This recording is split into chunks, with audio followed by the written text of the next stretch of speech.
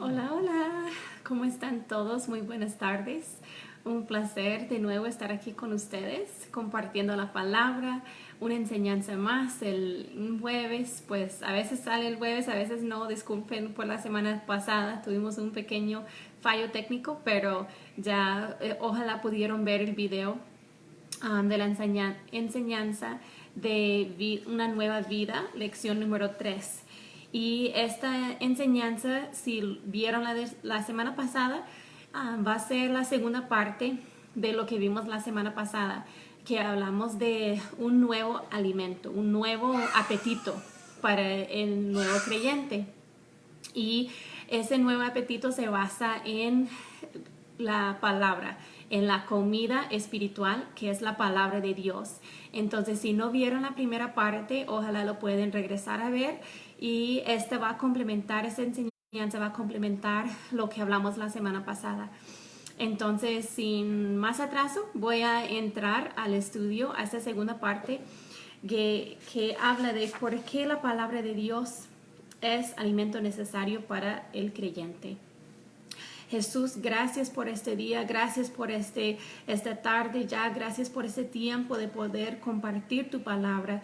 Declaro en el nombre de Jesús que eso sea aliento para nuestras almas, para nuestros espíritus, para nuestras mentes, para nuestros corazones, Señor. Que tu palabra llegue, Señor, a la vida de cada persona que ve este video, Señor, para tocarlos, para tocar su corazón, para tocar y meter un hambre, Señor, para leer tu palabra, para conocer más y más la palabra de Dios, para que nuestro entendimiento pueda abrir a esas palabras y para que nosotros podamos ser saciados por su palabra, Señor, en el nombre de Jesús. Gracias, Señor. Unge, Señor, ese estudio en el nombre de Jesús. Amén. Bueno, vamos a seguir hablando de qué debo de hacer para crecer. Si estamos hablando como la palabra, como un bebé recién nacido necesita leche para poder crecer, necesita aliento. Y para nuevos creyentes es importante recibir también esa leche espiritual que es la palabra de Dios. Eso nos ayuda a crecer. Pues, ¿qué depende de si crecemos o no? La condición de nuestro corazón. ¿Se acuerda que cuando uno se arrepienta, si le pide perdón a Dios por todo lo que ha hecho, se da cuenta que es contra un Dios santo que hemos fallado? Él pone en nosotros un nuevo corazón. Él lava, Él quita los pecados y quita ese corazón duro que ha pasado por muchas pruebas, por muchas dificultades, y literalmente nos da un nuevo corazón. Pues ese corazón y esa nueva vida, cuando cuando nos hemos arrepentido, Dios nos ha dado corazón nuevo. Cuando hemos sido lavados por la sangre de Cristo a través del bautismo, bautizándonos por sumersión de agua en el nombre de Jesús, y cuando hemos recibido su Espíritu Santo, eso es el proceso de nacer de nuevo que hablamos en Juan 3 hace algunos estudios, unas semanas atrás. Y pues, ¿qué hacemos cuando nacemos de nuevo? Literalmente no estamos físicamente bebés, pero espiritualmente estamos como una criatura nueva. Todas las cosas viejas han pasado y aquí las cosas nuevas vienen, y todo debe ser nuevo. Eso es lo que el lema de este estudio, nueva vida.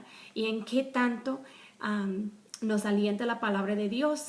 Pues primero vamos a ver en Mateo 13, dejar que la palabra hable por sí sola. De 3 a 9, dice así: y les hablo muchas cosas por parábolas, diciendo, he aquí el sembrador salió a sembrar, y mientras sembraba, parte de la semilla cayó junto al camino, y vinieron las aves y la comieron. Parte cayó en pedregales, donde no había mucha tierra, y brotó pronto porque no tenía profundidad de tierra. Pero salido el sol se quemó, y porque no tenía raíz, se secó. Y parte cayó entre espinos, y los espinos crecieron y la ahogaron. Pero parte cayó en buena tierra, y dio fruto, cuál a 100, cuál a 60 y cuál a 30 por uno.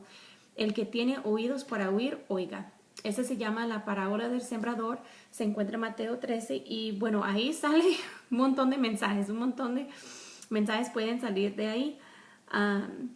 Bueno, y aquí está la explicación que da Jesús de la parábola del sembrador, que es en ese mismo capítulo, los versículos 18 al 23. Oíd pues vosotros la parábola del sembrador. Jesús explica: cuando alguno oye la palabra del reino y no la entiende, viene el malo, o sea, el diablo, y la arrebata lo que fue sembrado en su corazón. Este es el que fue sembrado junto al camino. Y el que fue sembrado en pedregales, este es el que oye la palabra y al momento la recibe con gozo, pero no tiene raíz en sí, sino que es de corta duración, pues al venir la aflicción o la persecución por causa de la palabra, luego tropieza. El que fue sembrado entre espinos, este es el que oye la palabra, pero el afán de este siglo y el engaño de las riquezas ahoga la palabra y se hace infructuosa. Mas el que fue sembrado en buena tierra, este es el que oye y entiende la palabra y da fruto, y produce a 100 y a 60 y a 30 por uno. Amén. Muy linda explicación da Jesús. Obviamente hay mucho que entender ahí y voy a tratar de dar algunos de los puntos claves que vemos. Obviamente la semilla es la palabra de Dios, habla de la palabra. La tierra es el corazón del hombre. Y mucha gente tiene diferentes actitudes acerca de la palabra de Dios. Como dice en Mateo, algunos la reciben con gozo, con alegría, pero es como rápido se calienten y se emocionan y se afanen, rápidamente se apaga eso porque no tiene raíz y es de poca por la aflicción y persecución. No les gusta la aflicción, no les gusta la persecución, y no dura mucho. Dicen, por ejemplo, no vale la pena el esfuerzo, no me importa lo que dice Dios, tengo otras cosas más importantes que hacer. La tierra, la semilla que cae entre espinos es el afán de este siglo y el engaño de las riquezas ahoga la palabra y la hace infructuosa. O sea, tengo mejores cosas que hacer. ¿Por qué tanto tiempo hablando de la palabra de Dios? ¿Por qué tanto tiempo estudiando la Biblia? No entiendo tampoco qué es lo que dice. Es aburrido y a mí me gusta divertirme. ¿Por qué dicen que esas cosas no puede hacer y esas sí y esas no? ¿Por qué tienen que ser tan estrictas? Uno, porque no entienden qué es la palabra, no entienden el proceso de redención que tuvo que morir Jesús, no entienden el sacrificio que hizo Jesús. Por eso es importante oír la palabra y entender lo que dice, o buscar a alguien que nos puede ayudar a explicarla.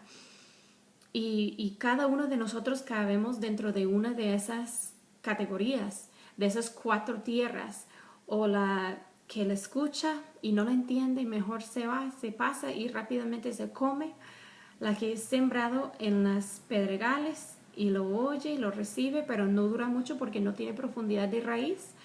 El que se siembra entre espinos, que las distracciones del mundo mejor lo afanan y después ya no da frutos. O al que lo recibe con buena tierra y escucha y hace lo que hace y da frutos. ¿Cuál clase de actitudes tienes? Yo espero que sea la actitud de desear conocer la palabra de Dios, desear saber qué Dios dice para mi vida, qué dice Dios, qué dice la palabra de Dios para mí, no solamente para ser, como hemos hablado mucho, oidores de la palabra, sino también hacedores de la palabra. Entonces vamos a ir, les voy a dar una muy buena herramienta para aprender la importancia de leer la palabra. ¿Sabían ustedes que el Salmo 119 es el salmo más largo de la Biblia? Pero, ¿qué habla el Salmo 119? ¿De qué se trata ese salmo? Pues en síntesis, este salmo enfatiza la importancia de conocer la palabra de Dios. Ese salmo, si usted lo lee parte por parte, cada lugar, cada verso, en este capítulo hace referencia a la palabra de Dios y la importancia de la palabra. Es un salmo, si usted tal vez no ha sentido ese gozo, esa alegría, esa necesidad de acercarse a la palabra de Dios, lo animo que busquen en el Salmo 119, no lo tienen que leer de una sola sentada si no quieren o si no sienten con el tiempo de hacerlo. Son 176 versos. 176 son como 3 páginas, 4 páginas. Ojo que es muy fácil pasar el tiempo. Yo me estoy hablando a mí también, no crean. Pero qué fácil de nosotros pasar horas en el Facebook, horas en el Instagram, leyendo libros de, no sé, de ficción y cosas así. Y para sentarnos a leer la Biblia 1 hora, wow, de ver películas y todo eso, yo me estoy hablando, que eso es para mí, yo no sé para ustedes, espero que para ustedes también les llega al corazón eso, pero wow, de verdad sentarnos a poner nuestra atención en la palabra de Dios es importante, eso es vida, realmente eso es lo que nos da vida, eso es lo que nos hace crecer como hijos e hijas de Dios. Bueno, vamos a leer, antes de sentarte a leer la Biblia, ¿qué debes pedir a Dios? Algunos tips así bien prácticos para poner en práctica, leer más la Biblia y leerla con entendimiento también, que es la parte clave. Y dice en Salmo 119, en el versículo 18, ¿qué debo de decir? Así dice el versículo: abre mis ojos y miraré las maravillas de tu ley. Y vamos al 33 y 34. Enséñame, oh Jehová, el camino de tus estatutos, y lo guardaré hasta el fin. Dame entendimiento y guardaré tu ley, y la cumpliré de todo corazón. Wow, qué lindo. Con solo poner esos versículos en, no sé, en la cocina, en el baño, en el carro, en algún lugar donde usted lo está viendo, en la salida de la puerta de la casa, enséñame. Dame entendimiento y guardaré tu ley y la cumpliré de todo corazón.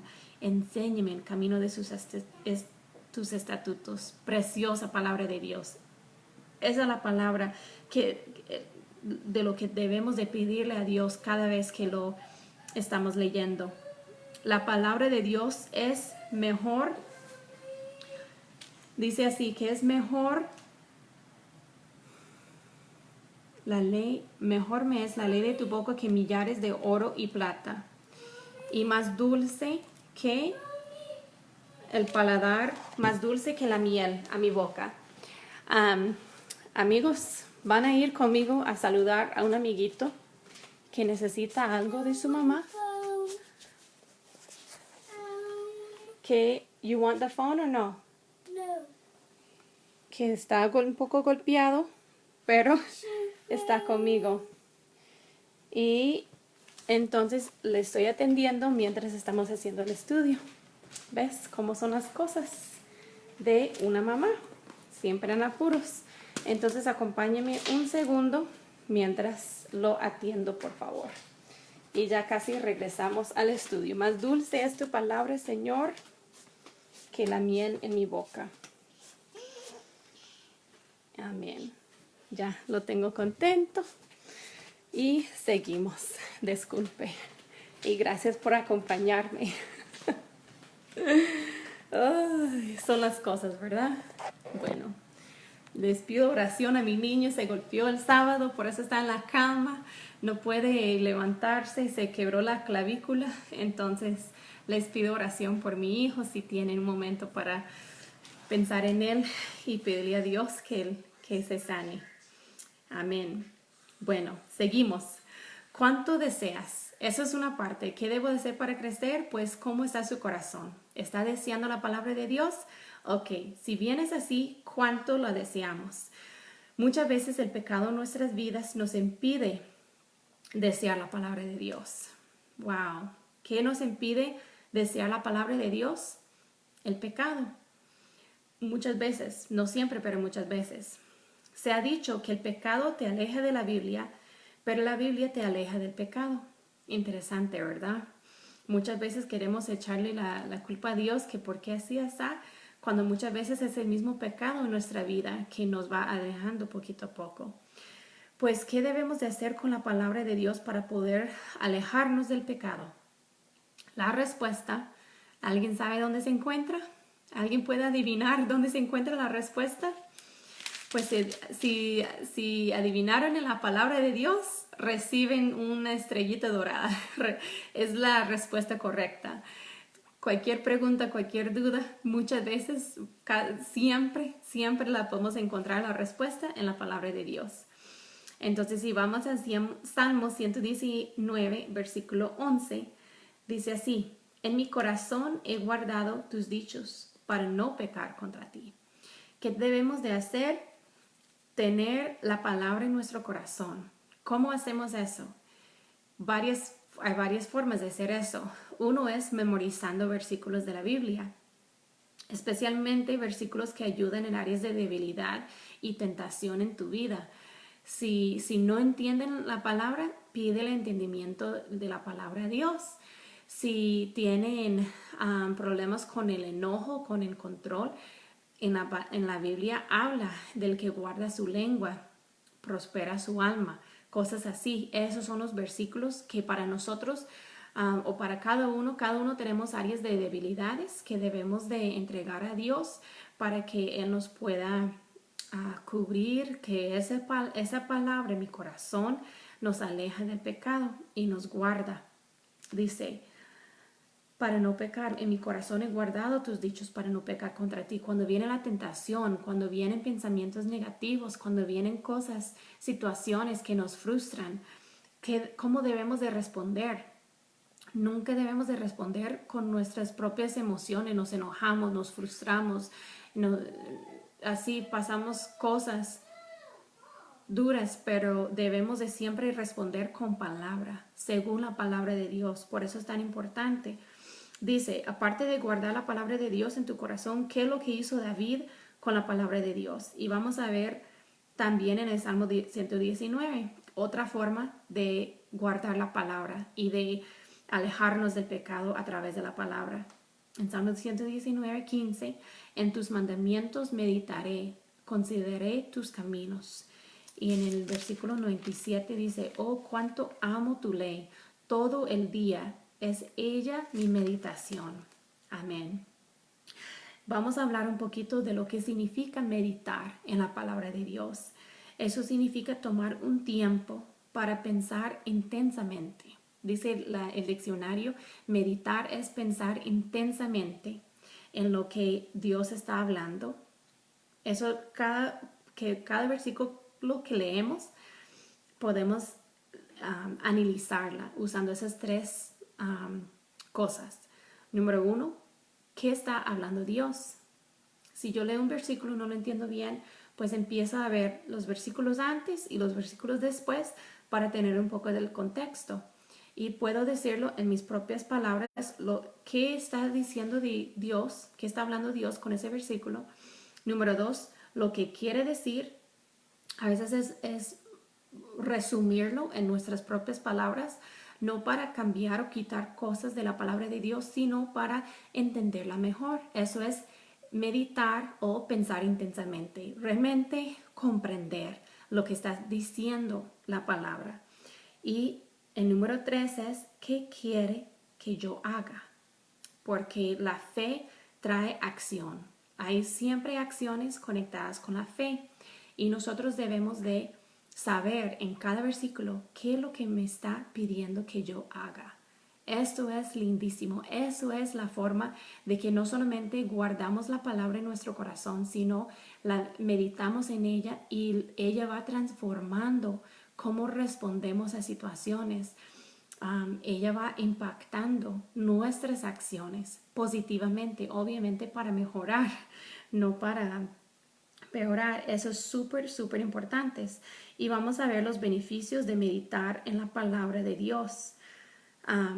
Vamos a ir al Salmo 1 y 3 y otro versículo que compartí antes en esta semana de Josué 1 y 8.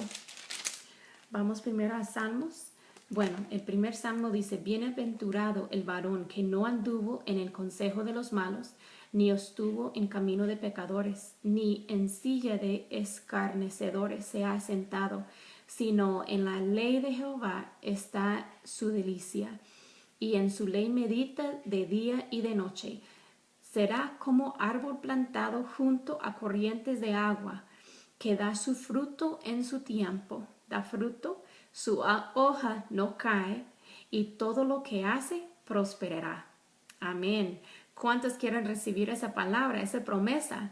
¿Cuántos quieren vivir en prosperidad? Amén. Pero ¿qué necesitamos para tener prosperidad? Necesitamos meditar en la palabra de Dios. Necesitamos no andar en el camino de pecadores, no estar en silla de encarnecedores, sino en la ley meditar día y noche. Es lo que necesitamos para poder prosperar. Amén. Entonces, el propósito de leer, memorizar y meditar en la palabra de Dios es hacer lo que Dios quiere que hagamos. Y en Josué 1:8 dice así, nunca se apartará de tu boca este libro de la ley, sino que de día y de noche meditarás en él para que guardes y hagas conforme a todo lo que en él está escrito, porque entonces harás prosperar tu camino y todo te saldrá bien. O sea, nos gusta mucho la parte de que todo nos saldrá bien, pero muchas veces brincamos o la gente brinca la parte que dice que nunca se apartará de nuestra boca el libro de la ley y que guardarás y hagamos conforme todo lo que en ella está escrito. Ojo que dice todo, todo. No es una parte sí, otra parte no, sino hay que guardar todo lo que dice la palabra de Dios.